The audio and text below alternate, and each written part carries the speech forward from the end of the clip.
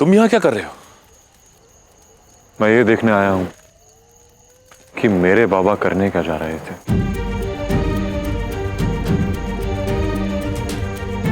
आप तो इन दासों को पौरव राष्ट्र ले जा रहे थे ना? मैं इन्हें वहीं लेकर जा रहा था। इस भांति शमशान में बांधकर।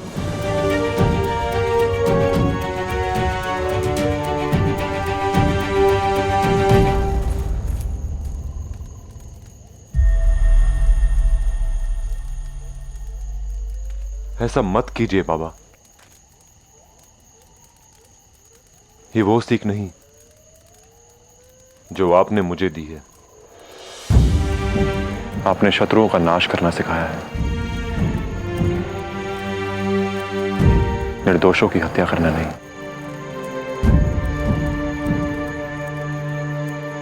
गुरु, मैं इन्हें लेकर ही जा रहा था। अंधकार में कहीं भी प्रवेश करना दस्युओं की कला है, इन कलाकारों का अभ्यास नहीं। यदि आपको इन्हें बचाना होता तो आप दिन का समय चुनते, परंतु आपने रात का अंधकार चुना, क्योंकि आप नहीं चाहते थे कि ऐसा काम करते हुए आपकी परछाई भी आपको देखे।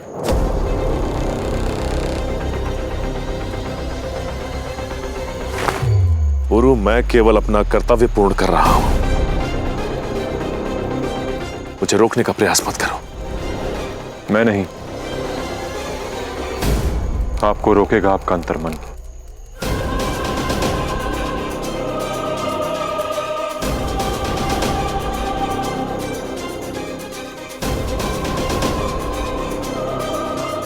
जिसने एक दस्यु को एक रक्षक बनने की सीख दी,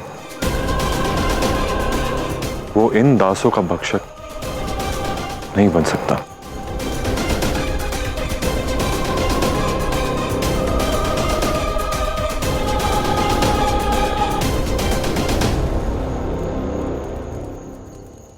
मैं दस्युओं के मुखिया हूं सज्जन सिंह।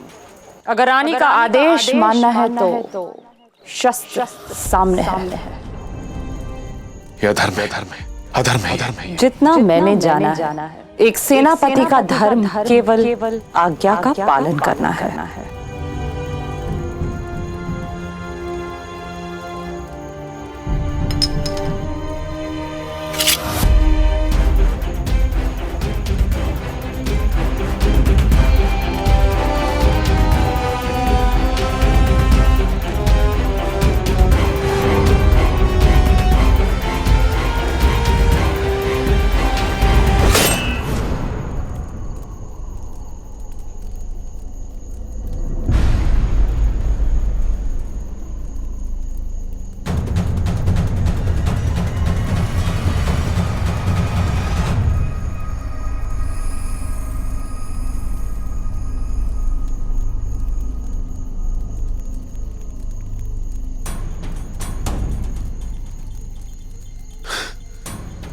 करता क्या मैं? महानंदिनी का आदेश जो था,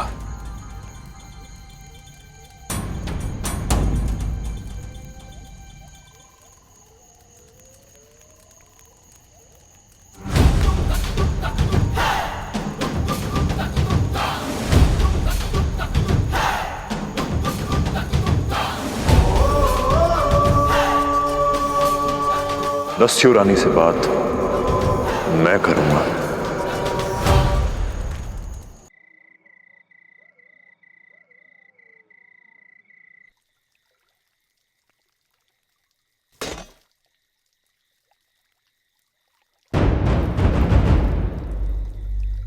सुनाओ कुछ, दिखाओ अपनी कला। क्या तुम मुझे हंसाने में सक्षम हो या नहीं?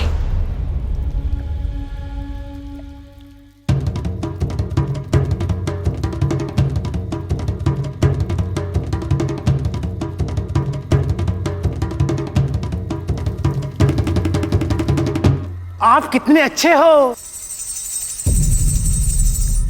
आप कितने अच्छे हो, आप कितने प्यारे हो। आप कितने अच्छे हो, आप कितने प्यारे हो, आप कितने सुंदर हो। अद्भुत अद्भुत अद्भुत। आप कितने अच्छे हो, आप कितने प्यारे हो, आप कितने सुंदर हो, आप कितने सच्चे हो। और एक हम हैं कि जो झूठ पे झूठ बोले ही जा रहे हैं।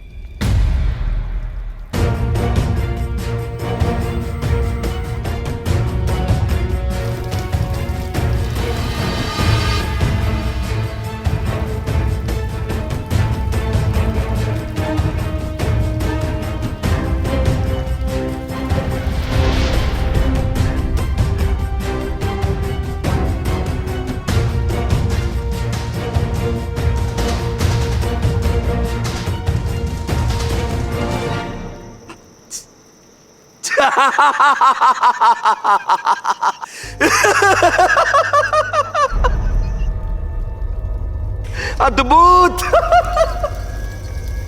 कितनी सच्चाई से सच बोल दिया। वार भी लगा और घाव भी नहीं हुआ।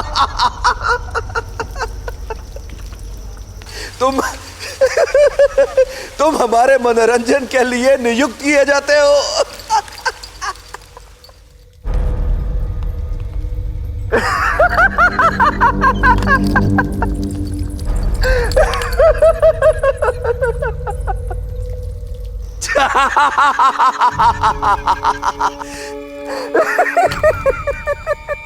आपको ऐसे हंसते हुए पहली बार देख रहा हूं मात्य ताऊ। आप कितने अच्छे हो, आप कितने सच्चे हो। अद्भुत अद्भुत अद्भुत।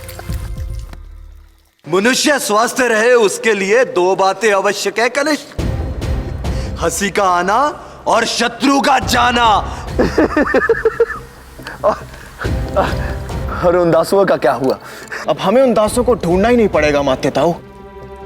मैंने ऐसी योजना बनाई है कि वो स्वयं हमारे पास चले आएंगे।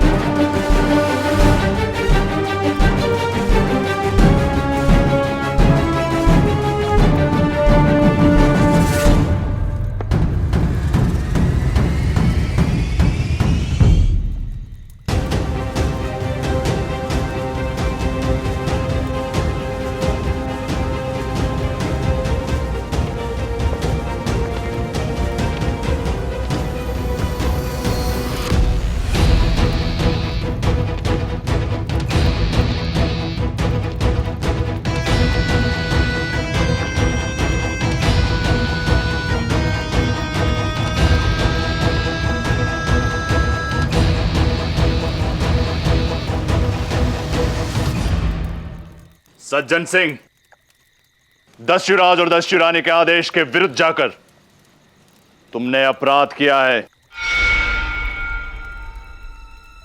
दोषी बाबा नहीं, आपके आदेश का पालन करने से इन्हें मैंने रोका था। और ऐसा क्यों किया तुमने? क्योंकि मैं जानना चाहता हूं कि उन दासों को क्यों मारना चाहते हैं। कारण तुम हो पुरु।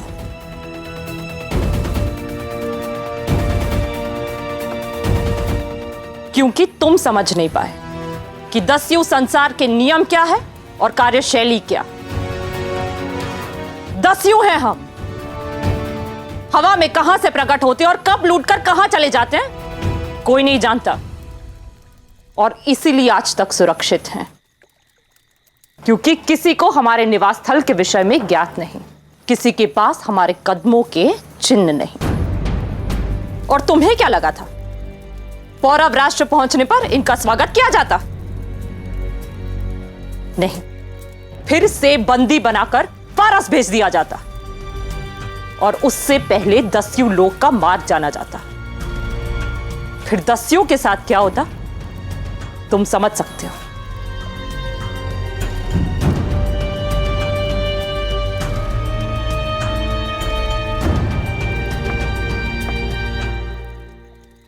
इन दासों के लिए मैं अपने दस्यु प्रजा के प्राण दांव पर नहीं लगा सकती।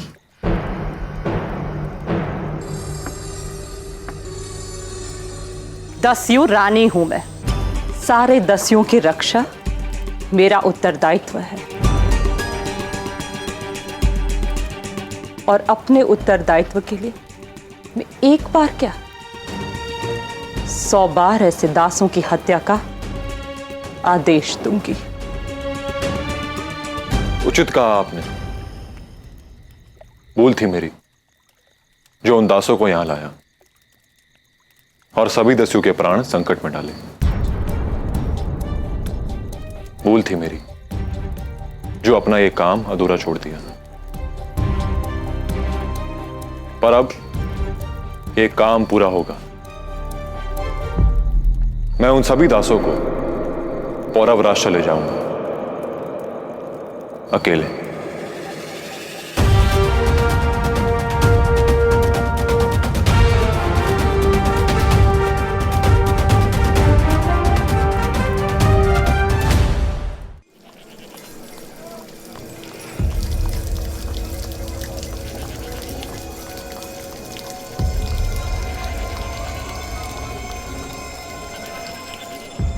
एक माह बीत गए और अभी तक मेरे पति के बारे में कुछ भी नहीं पता चला। वो एक कलाकार हैं, खिलौने बनाते हैं। उनका नाम? चित्रवर्मा।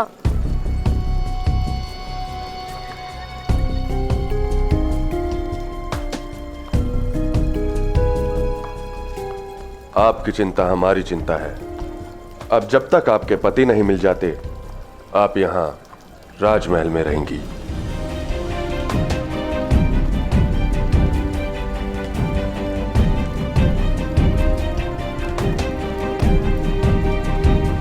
वो दास यदि पतंग है तो उनका परिवार डोर। डोर खींचो, पतंग अपने आप आ जाती है।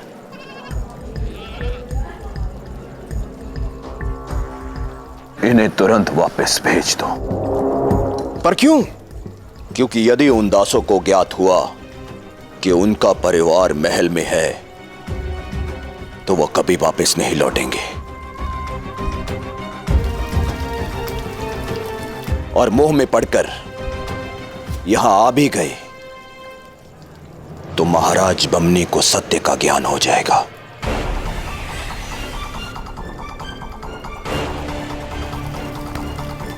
समझे?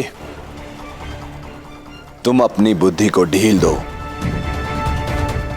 ये पेच मुझे लड़ाने दो।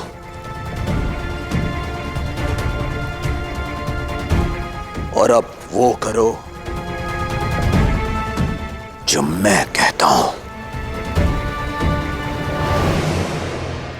एक सरल खेल लगता है ना तुम्हें यह सब पुरु? इन्हें लेकर पौरव राष्ट्र जाना आत्महत्या है। मानता हूं, परंतु जिसकी रक्षा की उसकी हत्या कैसे होने दो? हत्या नहीं, बलिदान है हम सबकी सुरक्षा के लिए।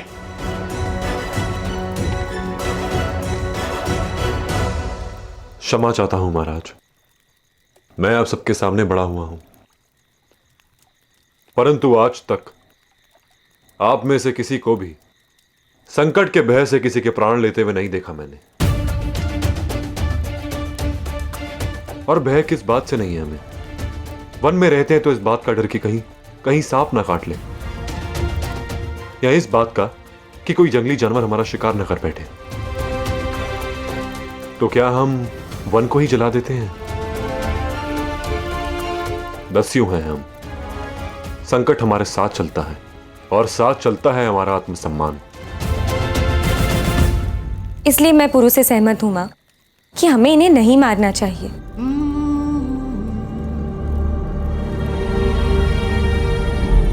मैं भी पुरु के साथ जाऊंगी इन्हें पौरव राष्ट्र छोड़ने। बस लाची, मौन। ये हमारे माता पिता ही नहीं, दस्यु राजा और रानी भी हैं। इनके आदेश के विरुद्ध जाकर इनका अपमान करोगी तुम? नहीं भाई, ये मैं इनके सम्मान के लिए कर रही हूं। नहीं, ये सब तुम इस पुरु के कारण कह रही हो, जो सदा कोई ना कोई समस्या खड़ी कर देता है। या फिर ये कहूं कि हर समस्या की जड़ है। रुक जाओ सुमेर।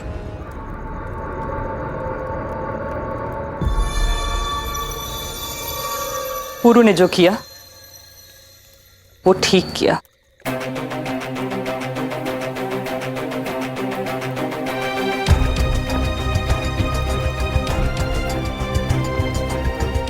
बढ़ती आयु के साथ अपनों की सुरक्षा का भय बढ़ता जाता है। संकट का सामना करने से कतराते हैं हम।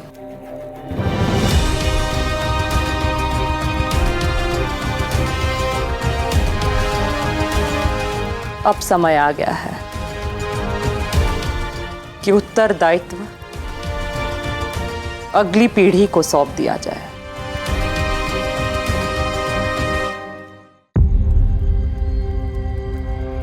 सुमेर, लाची और पुरु, तुम तीनों को यह उत्तरदायित्व दिया जाता है कि तुम उन दासों को उनके घर तक सुरक्षित छोड़कर आओगे।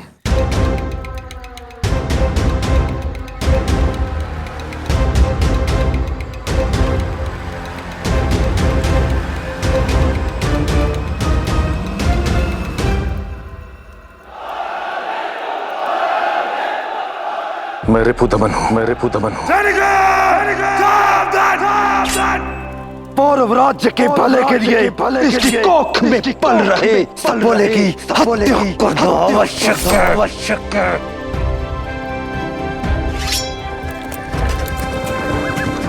जिसे एक भारत का स्वर बनना है, उसके जन्म पर पीड़ा का एक स्वर नहीं निकलेगा मेरे मुख से रिपुदमन।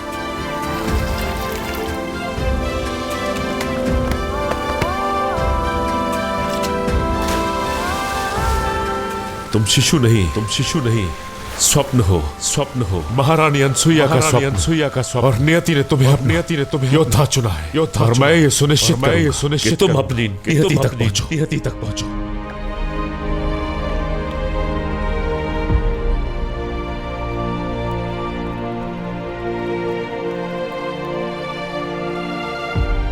केवल ये 3?